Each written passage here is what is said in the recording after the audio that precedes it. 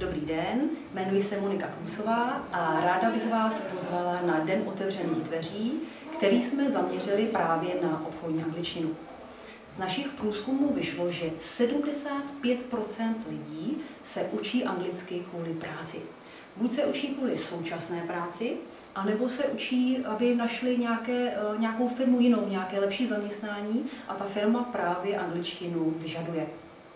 Proto my se v těchto dnech právě touto problematikou více zabýváme a chceme pomoct najít řešení firmám, aby mohli své pracovníky lépe vyškolit, aby dokázali mluvit. Protože často se firma problematikou angličtiny zabývá, ale ne vždycky se úspěchy dostavují.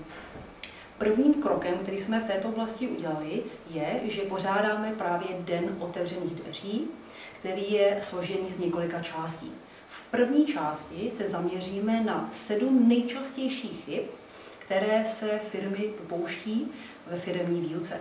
V druhé části, která bude následovat hned poté, se budeme zabývat na ukázkové hodině právě metodou té výuky, jaká metoda je úspěšná, vyzkoušíte si přímo, jakým způsobem se učí, aby člověk opravdu dokázal komunikovat.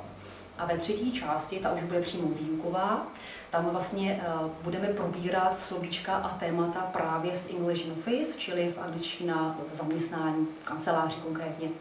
Tam přímo ochutnáte si tu výuku, jak by vlastně v té firmě mohla vypadat. Tento Den otevřených dveří je 20. března, je to čtvrtek a bude v dopoledním bloku a v odpoledním bloku. V tuto výuku uděláme ve 2 úrovních, aby mohli i mírně, i středně pokročilí si to vyzkoušet. A podrobnější program vy naleznete buď na našich webových stránkách www.lite.cz nebo na konci tohoto videa. A nezapomeňte si rezervovat místo, protože kapacita tříd je omezená. Tak se těšíme.